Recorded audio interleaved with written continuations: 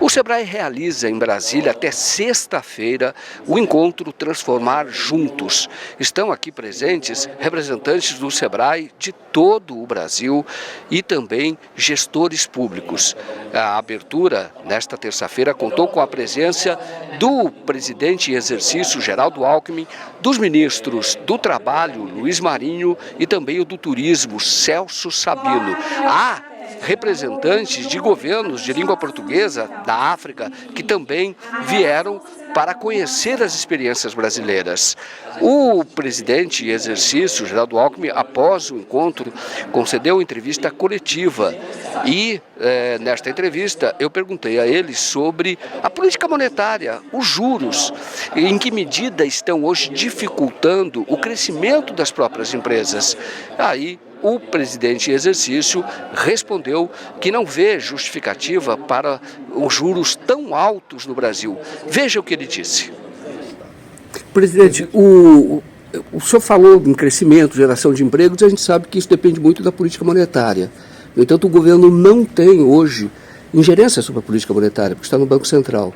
Em que medida o governo pode fazer, o que ele pode fazer para superar esse obstáculo que o Banco Central coloca? E segundo, como é que o senhor avalia essa política monetária?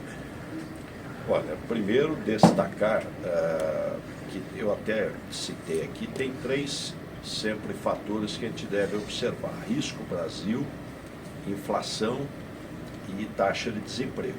Os três caíram. Caiu a taxa de desemprego, 7,1%. Você tem regiões que estão em pleno emprego. Caiu o risco Brasil, 254 para 160, e caiu a inflação. A inflação está abaixo de 4, era 4,5, então houve queda. O que cresceu? Cresceu o emprego, cresceu a renda, cresceu o PIB. Então é positivo. Se a gente olhar aí o tripé macroeconômico, o câmbio é flutuante. Do mesmo jeito que subiu, ele reduz. Ele tem oscilações e deve ser flutuante mesmo. E acredito que vai cair mais. A tendência é que caia mais. É que o mercado é estressado, né? Mas não tem nenhuma razão para ter ido no patamar que foi. Então a tendência é que ele caia. A política tributária, primeiro, a reforma tributária vai simplificar, vai desonerar investimento, vai desonerar exportação. Ela vai ajudar, ela traz eficiência econômica. Há um estudo do IPEA que mostra que em 15 anos a reforma tributária pode impulsionar o PIB 12% a mais, a exportação 17% a mais e os investimentos 14% a mais. O juros está alto, mas tenho confiança de que vai cair. Não há razão para você ter o segundo maior taxa de juros do mundo. O primeiro é a Rússia, que está em guerra. A segunda maior taxa de juros do mundo, não tem razão disso. Então, temos confiança de que isso é transitório, a tendência dos juros é cair. E o governo tomou duas medidas importantes. O presidente Lula deixou claro, tem o compromisso com o arcabouço fiscal e tem o compromisso com o déficit zero, déficit primário zero.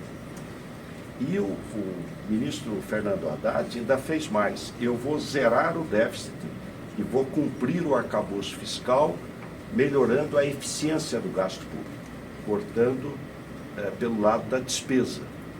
Então, melhorando a eficiência do gasto público, procurando aprimorar aí o ajuste fiscal. Eu acho que já está caindo já. E acho que a tendência vai ser cair mais. E o presidente do Sebrae, Décio Lima, também se manifestou. E respondendo a uma pergunta também do 247, ele falou sobre a necessidade de uma mudança de cultura. Mas não só, também da legislação e da própria visão do Ministério Público, de órgãos do controle, para que as pequenas empresas possam fazer mais compras públicas, porque hoje há travas, inclusive do ponto de vista legal.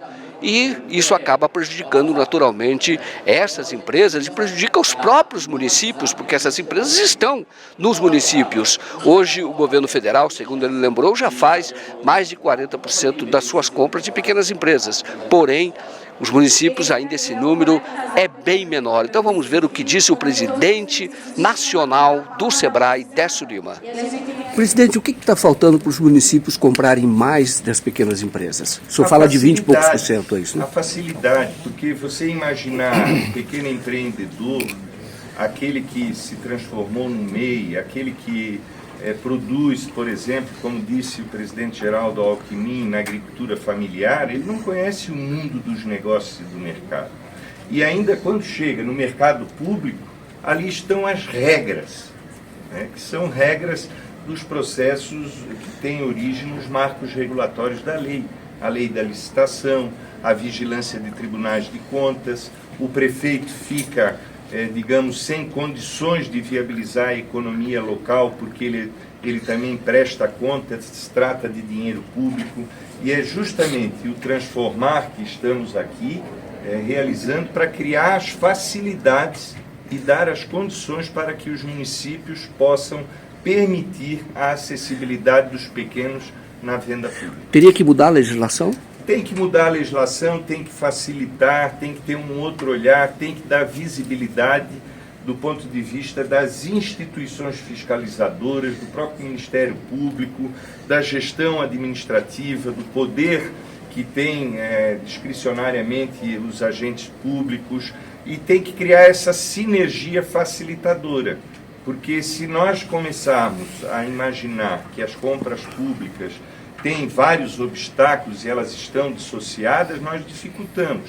Aqui o transformar, é isso que o Bruno Quick vem produzindo e protagonizando já há alguns anos, é justamente criar essa sinergia com os órgãos que estão vinculados na política das compras públicas. E abram-se as portas dos municípios para que os pequenos possam entrar com a sua pequena produção e poderem vender e ter, com isso, crescimento, escala, renda e manutenção dos seus negócios. Presidente, essa semana é uma semana decisiva da reforma tributária. Nós sabemos que muita coisa já foi atendida no projeto original, a manutenção do Super Simples e tudo mais. Mas lhe preocupa alguns dos pontos que estão sendo apresentados? Ontem foi apresentado mais um relatório. Qual a sua avaliação? Não, me preocupa a reforma não acontecer e demorar. Porque essa reforma, nós temos clareza pelo entendimento que nós temos, principalmente para os pequenos negócios, ela é uma revolução na história do nosso país. Ela é um marco regulatório determinante para tirar essa visão que o Brasil tinha antes, de que as políticas tributárias devem impedir o crescimento dos pequenos, que visivelmente tinha esse retrato, que também não traz para a conta que nós precisamos trazer para o nosso país, principalmente do Estado brasileiro, a recuperação de pagamento daqueles que sempre, historicamente, não pagavam tributos, que são as grandes fortunas, que são os grandes negócios. A reforma também vai resolver vários problemas dentro do Pacto Federativo, seja dos municípios, dos estados, vai tirar esse absurdo da guerra fiscal, vai, portanto, dar tranquilidade para aqueles que empreendem, geram negócios e também para o povo brasileiro e para o Estado brasileiro. Bom, este encontro vai até sexta-feira, como eu disse, as experiências estão sendo compartilhadas. Neste momento, está sendo apresentada a experiência do Ceará. Outros estados também apresentarão as suas experiências e o objetivo é difundir essa cultura. Claro que enquanto a legislação não for mudada, é possível aumentar as compras, não no nível que se pretende, mas é possível sim fazer mais compras das pequenas empresas que, como lembrou o presidente do Sebrae, são responsáveis por grande parte da economia brasileira. E, uma vez estimuladas, uma vez protegidas até pelas compras públicas, podem crescer mais e gerar ainda mais emprego. Bom, esta era o recado de hoje, a nossa reportagem de hoje, e nós sempre voltaremos quando houver notícias para comentar e para apresentar também reportagens. Aqui em Brasília, está reunido ou estão reunidos aqueles que realmente fazem a diferença, aqueles que, mesmo com dificuldades, tocam o seu negócio adiante.